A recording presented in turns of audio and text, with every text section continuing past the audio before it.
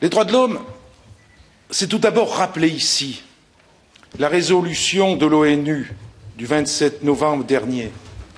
Et je voudrais justement en rappeler certains termes. Cette résolution qui condamne en Iran, je cite, des violations graves et récurrentes des droits de l'homme, qui condamne l'application de la peine de mort en l'absence de garanties internationalement reconnues, qui condamne les exécutions publiques. Ce texte déplore aussi que Téhéran n'ait pas renoncé, je cite, à exécuter des mineurs et affirme que les défenseurs des droits de l'homme en Iran, dont des avocats et des journalistes, je cite, sont pris pour cible de manière croissante et systématique. Le texte déplore aussi que Téhéran n'ait pas, je cite, renoncé à exécuter des mineurs et affirme que les défenseurs des droits de l'homme en Iran, dont des avocats donc, et que la discrimination aussi se développe envers les femmes et les membres de minorités ethniques ou religieuses. Ce texte demande au gouvernement iranien de libérer immédiatement et sans condition tous ceux qui ont été arrêtés et détenus de manière arbitraire pour avoir simplement exercé le droit de se rassembler pacifiquement.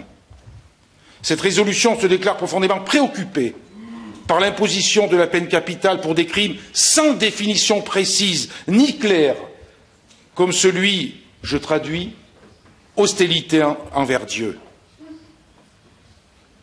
en violation du droit international. Aussi, n'oublions pas le passé.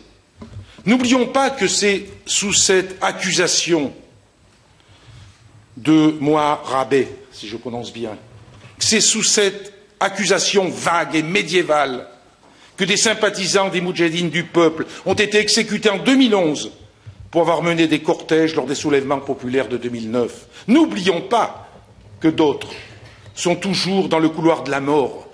N'oublions pas qu'en 1988, 30 000 membres et sympathisants de l'OMPI furent massacrés dans les prisons, suivant un fatwa de Khomeini qui se référait à la même accusation.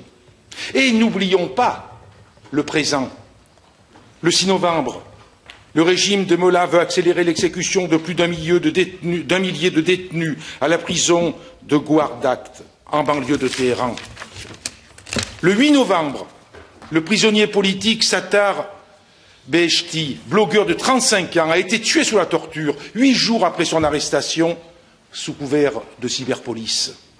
Le 11 novembre, la mort sous la torture de Jamil Soveidi, prisonnier politique de 45 ans, originaire de la minorité arabe iranienne d'Avaz et ouvrier soudeur, arrêté il y a un mois et emmené vers un lieu inconnu. N'oublions pas.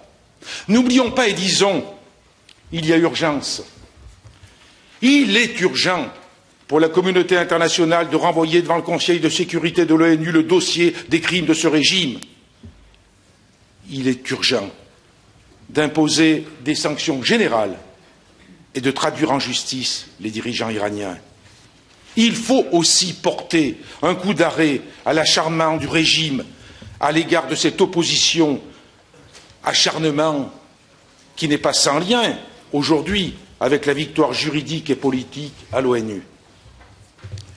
Il faut aussi dénoncer, et je le dis en pesant mes mots, les campagnes de dénigrement, Madame la Présidente, contre votre mouvement. Ces campagnes qui parlent de dénigrement, qui parlent de mouvements sectaires, qui parlent de financement occulte, qui parlent d'une volonté hégémonique de représenter la résistance iranienne. Ces campagnes qui, bien sûr, ne disent rien sur les principes démocratiques défendus par l'OMPI, dont l'égalité entre hommes et femmes, la laïcité, la liberté de conscience, l'organisation d'élections libres, la dénucléarisation de l'Iran, tout ce que vous portez avec votre mouvement